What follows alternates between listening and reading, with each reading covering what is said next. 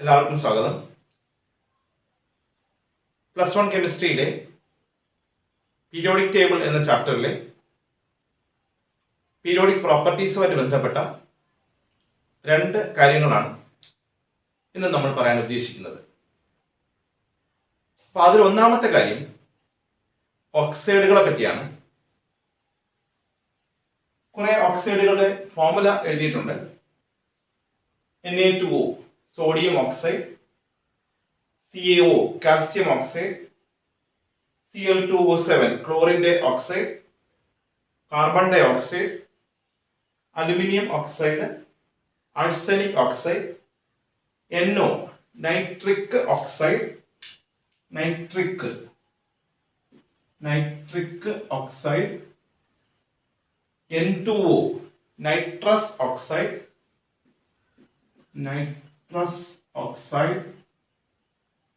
CO carbon monoxide. അപ്പൊ ഇവിടെ carbon dioxide എഴുതിയിട്ടുണ്ട്, ഇവിടെ കാർബൺ മോണോക്സൈഡ് എഴുതിയിട്ടുണ്ട്. അപ്പൊ ഇതിന്റെ പ്രത്യേകത എന്താണെന്ന് ചോദിച്ചാൽ, ഈ സോഡിയം ഓക്സൈഡിന്റെ പ്രത്യേകത Na2O വാട്ടറിൽ ഡിസോൾവ് ചെയ്യുന്ന സമയത്ത് NaOH എന്നറിയപ്പെടുന്ന ഒരു സ്ട്രോങ് ബേസ് ഉണ്ടാക്കുന്നു, അല്ലെങ്കിൽ ആൽക്കലി ഉണ്ടാക്കുന്നു. അപ്പൊ അതുകൊണ്ട് തന്നെ ഈ പറഞ്ഞിരിക്കുന്ന സോഡിയം ഓക്സൈഡ് ഉൾപ്പെടുന്ന, കാൽസ്യം ഓക്സൈഡ് ഉൾപ്പെടുന്ന എസ് ബ്ലോക്ക് എലമെന്റുകൾ ഫോം ചെയ്യുന്ന ഓക്സൈഡുകളെ പൊതുവെ വിളിക്കുന്ന പേര് ബേസിക് ഓക്സൈഡ് എന്ന് പറയാം. Basic oxide. ഓക്സൈഡുകളുടെ ഒരു ടൈപ്പ് റെഡി ആയിട്ടുണ്ട്, അത് ബേസിക് ഓക്സൈഡ് ആണ്. എന്ന് വെച്ചാൽ ബേസിക് പ്രോപ്പർട്ടി കാണിക്കുന്ന ഓക്സൈഡ് എന്ന് തന്നെയാണ് എൻ്റെ അർത്ഥം. നമ്മുടെ സാധാരണ പീരിയോഡിക് ടേബിളിലെ എസ് ബ്ലോക്ക് എലമെന്റുകൾ, ഇങ്ങേറ്റത്തെ എസ് ബ്ലോക്ക് എലമെന്റുകൾ ഫോം ചെയ്യുന്ന ഓക്സൈഡുകൾ മിക്കതും അത് ബേസിക് ഓക്സൈഡുകൾ ആയിരിക്കും. അതേസമയം Cl2O7 പീരിയോഡിക് ടേബിളിന്റെ ഏകദേശം അങ്ങോട്ട് വരും. Cl2O7ന്റെ പ്രത്യേകത, അത് വാട്ടറിൽ ഡിസോൾവ് ചെയ്താൽ HClO4 എന്നറിയപ്പെടുന്ന ക്ലോറിക് ആസിഡ് എന്നറിയപ്പെടുന്ന ആസിഡ് ഫോം ചെയ്യുന്ന ഓക്സൈഡുകളാണ്. അപ്പോൾ Cl2O7 ആയാലും carbon dioxide, carbonic acid form ചെയ്യുന്നുണ്ട്. അപ്പൊ അങ്ങനെയുള്ളതെല്ലാം തന്നെ അസിഡിക് ഓക്സൈഡുകൾ എന്ന പേരിൽ അറിയപ്പെടുന്നു. രണ്ടാമത്തെ കാറ്റഗറി അസിഡിക് ഓക്സൈഡ് എന്ന് പറയണം. Acidic oxide. ഇനി പരീക്ഷ പോയിന്റ് ഓഫ് വ്യൂ ഈക്വേഷനും ഒക്കെ പ്രധാനപ്പെട്ട തന്നെയാണ്. Cl2O7ന്റെ കൂടെ വാട്ടർ ആഡ് ചെയ്ത് കിട്ടുന്ന ആസിഡിന്റെ പേരും അല്ലെങ്കിൽ ഇക്വേഷൻ കംപ്ലീറ്റ് ചെയ്യാനൊക്കെ നമുക്ക് ചോദിക്കാറുണ്ട്. ഇതൊക്കെ തന്നെ ഓർമ്മിച്ച് വെക്കാം.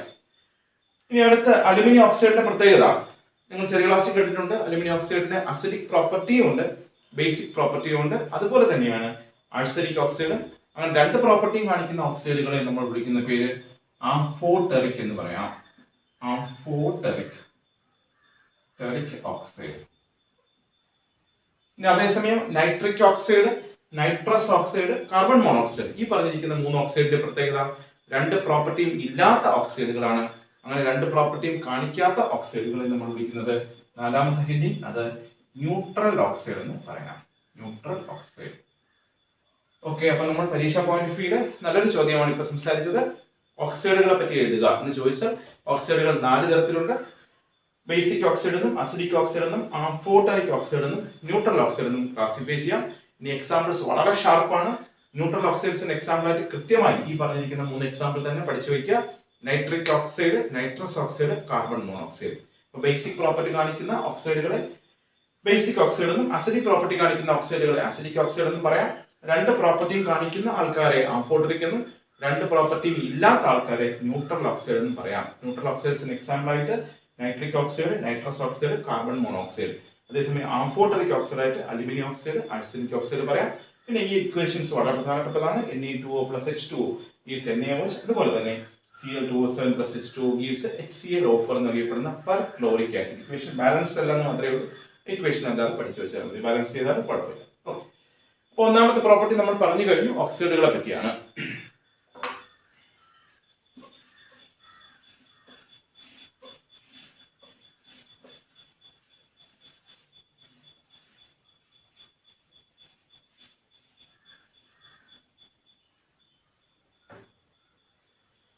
ഇനി അടുത്ത് പറയാൻ ഉദ്ദേശിക്കുന്ന കാര്യം, ഇപ്പൊ നമുക്കറിയാം ഒരു ഗ്രൂപ്പിലെ എലമെന്റ്സ് എല്ലാം തന്നെ ഒരേപോലത്തെ പ്രോപ്പർട്ടീസ് കാണിക്കണം എന്ന് നമുക്കറിയാം ഏകദേശം. പക്ഷെ അങ്ങനെയൊക്കെ പറയുമ്പോഴും നമ്മൾ ശരിക്കും പറഞ്ഞാൽ ആ പ്രോപ്പർട്ടീസ് വളരെ കുറച്ച് പ്രോപ്പർട്ടീസ് മാത്രമേ അത് ഒരുപോലത്തത് കാണിക്കാറുള്ളൂ. ഏറെയും വ്യത്യസ്തമായ പ്രോപ്പർട്ടി കാണിക്കാറുണ്ട്. അതിൽ പ്രധാനപ്പെട്ട ഒരു ഐറ്റം നമ്മുടെ ഈ സെക്കൻഡ് പീരീഡിലെ എലമെന്റുകളായ ലിഥിയം, ബെറിലിയം, ബോറോൺ, അലുമിനിയം പോലുള്ള ആൾക്കാർ, ഓക്സിജൻ, ഫ്ലൂറിൻ പോലുള്ള ആൾക്കാർ, അത് തേർഡ് പീരീഡിലെ എലമെന്റ്, അതായത് തൊട്ട് താഴെയുള്ള എലമെന്റിൽ നിന്ന് ചില വ്യത്യസ്തമായ പ്രോപ്പർട്ടീസ് കാണിക്കാറുണ്ട്. അതായത് ഇത്രയും പറഞ്ഞുള്ളൂ, കാർബണിന്റെ പ്രത്യേകത സിലിക്കണിൽ നിന്ന് ചില വ്യത്യസ്തമായ പ്രോപ്പർട്ടീസ് കാണിക്കാറുണ്ട്. നൈട്രജൻ, ഫോസ്ഫറസിൽ നിന്ന് ചില വ്യത്യസ്തമായ പ്രോപ്പർട്ടി കാണിക്കാറുണ്ട്. ബോറോൺ, അലുമിനിയത്തിൽ നിന്ന് ചില വ്യത്യസ്തമായ അനോമലസ് ആയിരിക്കുന്ന ചില പ്രോപ്പർട്ടീസ് കാണിക്കാറുണ്ട്. ബെറിലിയം അതുപോലെ, ലിഥിയം അതുപോലെ.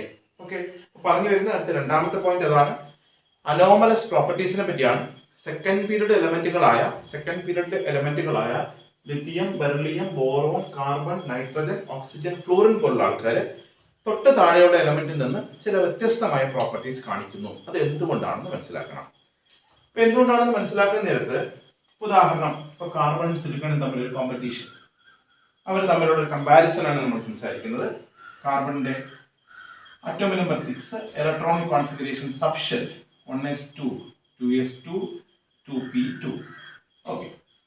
Silicon atomic number 14, 1s2, 2s2, 2p6, 3s2, 3p2.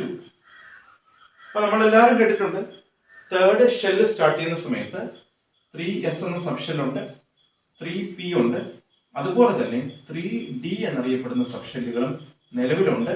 ഇലക്ട്രോണുകൾ ഇല്ല എന്ന് മാത്രമേ ഉള്ളൂ. അതേസമയം 2s ഫോം ചെയ്യുന്നുണ്ട്, 2p ഫോം ചെയ്യുന്നുണ്ട്, പക്ഷേ 2d എന്നൊരു ഓർബിറ്റൽ ഫോം ചെയ്യുന്നില്ല എന്ന് നമ്മളെല്ലാം മനസ്സിലാക്കുന്നുണ്ട്. അപ്പൊ അതായത് ഈ സെക്കൻഡ് പീരീഡിലുള്ള എലമെന്റുകൾ എന്തുകൊണ്ട് അനോമലസ് പ്രോപ്പർട്ടീസ് കാണിക്കുന്നു എന്ന് ചോദിച്ചാൽ പറയണം, സെക്കൻഡ് പീരീഡിലെ എലമെന്റുകളുടെ ഡി ഓർബിറ്റൽസ് വേക്കന്റ് ആയിട്ട് ഇല്ല, അല്ലെങ്കിൽ absence of vacant D orbital എന്ന് പറയണം. ഓക്കെ, അപ്പൊ അത് ആരായാലും ശരി. ഇപ്പൊ എന്തുകൊണ്ട് ലിഥിയം തൊട്ട് താഴെയുള്ള എലമെന്റിൽ നിന്ന് വ്യത്യസ്തമായ പ്രോപ്പർട്ടി കാണിക്കുന്നു എന്ന് ചോദിച്ചാൽ പറയേണ്ട ഉത്തരം അത് തന്നെയാണ്, absence of vacant D orbital. എന്തുകൊണ്ട് കാർബൺ സിലിക്കണിൽ നിന്ന് വ്യത്യസ്തമായ പ്രോപ്പർട്ടി കാണിക്കുന്നു? ഉത്തരം അത് തന്നെയാണ്, absence of vacant D orbital. D orbital vacant ആയിട്ട് അവിടെ ഉണ്ടാവുന്നില്ല. അപ്പൊ അങ്ങനത്തെ ഒന്ന് രണ്ട് എക്സാമ്പിൾസ് പരിശോധിച്ചാൽ, ഇപ്പൊ ഉദാഹരണം കാർബണിന്റെ തന്നെ CCl4, SiCl4 ഈ രണ്ട് കോമ്പൗണ്ട് പരിശോധിക്കുന്ന സമയത്ത് വാട്ടറിനെ വിളിച്ചിരുത്തി ഹൈഡ്രോളിസിസ് നടത്തണമെങ്കിൽ അവിടെ വേക്കന്റ് ആയിട്ട് ഡി ഓർബിറ്റൽ ഉണ്ടായിരിക്കണം. അപ്പൊ അതായത് ചുരുക്കം പറഞ്ഞാൽ ഹൈഡ്രോളിസിസ് നടത്താൻ കഴിവുള്ളത് വേക്കന്റ് ഡി ഓർബിറ്റലുള്ള സിലിക്കണിന് മാത്രമാണ്. അതേസമയം കാർബൺ ഹൈഡ്രോളിസ് ചെയ്യാൻ കഴിയുന്നില്ല. അപ്പോൾ ഒരു ചോദ്യം അങ്ങനെ ചോദിക്കാം, CCl4നെ ഹൈഡ്രോളിസിസ് ചെയ്യാൻ കഴിയുന്നില്ല, SiCl4ന് ഹൈഡ്രോളിസ് ചെയ്യാൻ കഴിയുന്നു, എന്തുകൊണ്ടെന്ന് ചോദിച്ചാൽ നമ്മുടെ ഉത്തരം ആബ്സെൻസ് ഓഫ് വേക്കന്റ് ഡി ഓർബിറ്റലാണ്. ഇനി വേണമെങ്കിൽ അഡീഷണൽ ആയിട്ട് പോയിന്റ് ഉണ്ടാക്കാം. ഇലക്ട്രോൺ നെഗറ്റിവിറ്റി വെച്ച്, ഇലക്ട്രോൺ നെഗറ്റിവിറ്റി താഴോട്ട് വരുമ്പോൾ കുറയാണല്ലോ, അപ്പൊ അതുകൊണ്ട് തന്നെ ഹയർ ഇലക്ട്രോൺ നെഗറ്റിവിറ്റി എന്നും സൈസ് ചെറുതാണെന്നൊക്കെ പറയുന്ന അഡീഷണൽ പോയിന്റുകൾ വേണമെങ്കിൽ അവിടെ കൊണ്ടുവരാം. പക്ഷെ എന്തായാലും ശരി, ഒന്നാമത്തെ പോയിന്റ് ആയിട്ട് നമ്മൾ പറയേണ്ടത് absence of vacant D orbital തന്നെ. രണ്ടാമത്തെ പോയിന്റ് ആയിട്ട് വേണമെങ്കിൽ പറയാം ഹയർ ഇലക്ട്രോൺ നെഗറ്റിവിറ്റി എന്ന് പറയാം. മൂന്നാമത്തെ പോയിന്റ് ആയിട്ട് വേണമെങ്കിൽ പറയാം സ്മോൾ സൈസ് എന്ന് പറയാം. പക്ഷെ എന്നാലും ഒന്നാമത്തെ പോയിന്റ് വളരെ പ്രധാനപ്പെട്ടതാണ്, absence of vacant D orbital. ചോദ്യം തന്നു, CCl4 SiCl4 കമ്പയർ ചെയ്യുന്ന സമയത്ത് എന്തുകൊണ്ട് SiCl4ന് ഹൈഡ്രോളിസ് ചെയ്യാൻ പറ്റുന്നു, CCl4 ഹൈഡ്രോളിസ് ചെയ്യാൻ പറ്റുന്നില്ല? ഉത്തരം ആബ്സെൻസ് ഓഫ് വേക്കന്റ് ഡി ഓർബിറ്റലിൽ CCl4ന് വേക്കന്റ് ഡി ഓർബിറ്റൽ ഇല്ല. അതുപോലെ മറ്റൊരു ചോദ്യം, അടുത്തൊരു ഗ്രൂപ്പ് N-ഉം P-യും, N-P. അപ്പോൾ 5 ക്ലോറിനുമായിട്ട് റിയാക്ട് ചെയ്ത് 5 ഫോം ചെയ്യാൻ, PCl5 ഫോം ചെയ്യാൻ കഴിയുന്നുണ്ട്. പക്ഷെ നൈട്രജന് 5 ക്ലോറിനുമായിട്ട് റിയാക്ട് ചെയ്തിട്ട് NCl5 ഉണ്ടാക്കാൻ കഴിയുന്നില്ല. അപ്പോൾ അത് നോക്കുമ്പോൾ തന്നെ അറിയാം, നമുക്ക് 5 ക്ലോറിനായിട്ട് ബോണ്ട് ഫോം ചെയ്യണമെങ്കിൽ അവിടെ വേക്കന്റ് ഡി ഓർബിറ്റൽ വേണം. അത് ഫോസ്ഫറസിന്റെ കയ്യിലുണ്ട്, നൈട്രജന് വേക്കന്റ് ഓർബിറ്റൽ ഇല്ല. അപ്പൊ അതുകൊണ്ട് തന്നെ NCl5 ഫോം ചെയ്യുന്നില്ല. അപ്പൊ രണ്ടാമത്തെ ചോദ്യമായിട്ട് അങ്ങനത്തെ ചോദ്യം ചോദിക്കാം, NCl5 ഫോം ചെയ്യുന്നില്ല, PCl5 ഫോം ചെയ്യുന്നു, എന്തുകൊണ്ട് ചോദിച്ചാൽ നമ്മുടെ ഉത്തരം നൈട്രജന് വേക്കന്റ് ഡി ഓർബിറ്റൽ ഇല്ല, ഫോസ്ഫറസിന് വേക്കന്റ് ഡി ഓർബിറ്റൽ ഉണ്ട്. അതുകൊണ്ട് തന്നെ കൂടുതൽ ആൾക്കാരെ വിളിച്ചിരുത്തി ബോണ്ട് ഫോം ചെയ്യാൻ കഴിവുണ്ട്. മറ്റൊരു ചോദ്യം, കാർബൺ ഓക്സിജനുമായിട്ട് കമ്പൈൻ ചെയ്തുണ്ടാകുന്ന CO2, സിലിക്കൺ ഓക്സിജനുമായി കമ്പൈൻ ചെയ്തുണ്ടാകുന്ന SiO2. ഇപ്പൊ ഈ രണ്ടുപേരെയും പരിശോധിച്ച് നോക്കിയാൽ നമുക്കറിയാം, SiO2 എന്ന് വെച്ചാൽ സിലിക്ക അല്ലെങ്കിൽ മണലാണ്. മണൽ എന്നുള്ളത് സോളിഡ് ആണ്, നമുക്ക് എല്ലാവർക്കും അറിയാം. ഇനി കാർബൺ ഡൈ ഓക്സൈഡ് ഗ്യാസ് ആണെന്ന് അറിയാം. അപ്പൊ അങ്ങനെ ഒരു ചോദ്യം ചോദിക്കാം, കാർബൺ ഡൈ ഓക്സൈഡ് ഗ്യാസ് ആണ്, സിലിക്കൺ ഡൈ ഓക്സൈഡ് സോളിഡ് ആണ്, എന്തുകൊണ്ട് എന്ന് ചോദിച്ചാൽ നമ്മുടെ ഉത്തരം എന്ത് തന്നെയാണ്? കാർബണിന് വേക്കന്റ് ഡി ഓർബിറ്റൽ ഇല്ല, അതേസമയം സിലിക്കൺ വേക്കന്റ് ഡി ഓർബിറ്റൽ ഉണ്ട്. വേക്കന്റ് ഡി ഓർബിറ്റൽ ഉള്ളത് കൊണ്ട് തന്നെ സിലിക്കൺ ഇങ്ങനെ ഒരു നെറ്റ്വർക്ക് ഫോം ചെയ്യുന്നു. ഇങ്ങനെ ഒരു നെറ്റ്വർക്ക് ഇങ്ങനെ. ഓക്കെ, ഇങ്ങനത്തെ നെറ്റ്വർക്ക് ഫോം ചെയ്യാൻ കാർബൺ കഴിവില്ല, കാരണം കാർബണിന്റെ കയ്യിൽ വേക്കന്റ് ഡി ഓർബിറ്റൽ ഇല്ല. അപ്പൊ അതുകൊണ്ടാണ് കാർബൺ ഗ്യാസ് ആയിട്ട് പോകുന്നത്. അതേസമയം നെറ്റ്വർക്ക് ഫോം ചെയ്യുന്നത് കൊണ്ട് സിലിക്കൺ ഇങ്ങനെ അടുത്തടുത്ത് വരുന്നുണ്ട്. അടുത്തടുത്ത് വന്നാൽ അത് സോളിഡ് ആണെന്ന് നമുക്ക് മനസ്സിലാവുന്നുണ്ട്. ഓക്കെ, അപ്പൊ ഇന്ന് സംസാരിച്ച രണ്ട് കാര്യങ്ങളേ ഉള്ളൂ. അതിൽ ഒന്നാമത്തെ കാര്യം ഓക്സൈഡുകളെ പറ്റിയാണ്. ഞാൻ പറഞ്ഞു ഓക്സൈഡുകൾ നാലായിട്ട് ക്ലാസിഫൈ ചെയ്യാം: basic oxide, acidic oxide, amphoteric oxide, neutral oxide. എല്ലാത്തിനും എക്സാമ്പിൾ ആണ്. എക്സാമ്പിൾ ഷാർപ്പായിട്ട് തന്നെ പഠിക്കുക. ഇനി രണ്ടാമത് അനോമലസ് പ്രോപ്പർട്ടീസ് ഓഫ് കാർബൺ, അല്ലെങ്കിൽ അനോമലസ് പ്രോപ്പർട്ടീസ് ഓഫ് ഫോസ്ഫറസ്, അല്ലെങ്കിൽ അനോമലസ് പ്രോപ്പർട്ടീസ് ഓഫ് നൈട്രജൻ, അല്ലെങ്കിൽ anomalous properties of second period elements എന്നൊരു ചോദ്യം ചോദിച്ചാൽ പറയേണ്ട ഒന്നാമത്തെ പോയിന്റ്, സെക്കൻഡ് പീരിയഡ് എലമെന്റ് ആയ കാർബൺ, നൈട്രജൻ പോലുള്ള ആൾക്കാർക്ക് ഡി ഓർബിറ്റൽ ഇല്ല, absence of vacant D orbital, പിന്നെ സ്മോൾ സൈസ്, പിന്നെ ഹൈ ഇലക്ട്രോണെഗറ്റിവിറ്റി വാല്യൂ. ഓക്കെ, അതിനെ ബേസ് ചെയ്ത് മൂന്ന് ചോദ്യങ്ങൾ പറഞ്ഞു. CCl4 cannot be hydrolyzed, but SiCl4 can be hydrolyzed. Give reason. അതുപോലെ തന്നെ NCl5 ഫോം ചെയ്യുന്നില്ല, PCl5 ഫോം ചെയ്യുന്നു. Give reason. CO2 is a gas, but SiO2 is a solid, even though carbon and silicon belong to same group. എന്ന് ചോദിച്ചാൽ അവിടെ ഉത്തരം ഇത് തന്നെ പറയണം. പക്ഷേ ഈ സിലിക്കൺ ഡയോക്സൈഡ് ഉത്തരം എഴുതുന്ന സമയത്ത് നെറ്റ്വർക്കിന്റെ പടം കൂടെ വരയ്ക്കാൻ ശ്രമിക്കുക, അല്ല വരയ്ക്കണം. അപ്പൊ അതിൽ വരയ്ക്കുമ്പോൾ ശ്രദ്ധിക്കേണ്ട കാര്യം എന്ന് വെച്ചാൽ സിലിക്കണിന്റെ 4 വാലൻസി കണക്കാക്കി, 1 2 3 4, ഓക്സിജന് 2 വാലൻസി കണക്കാക്കി വരയ്ക്കണം.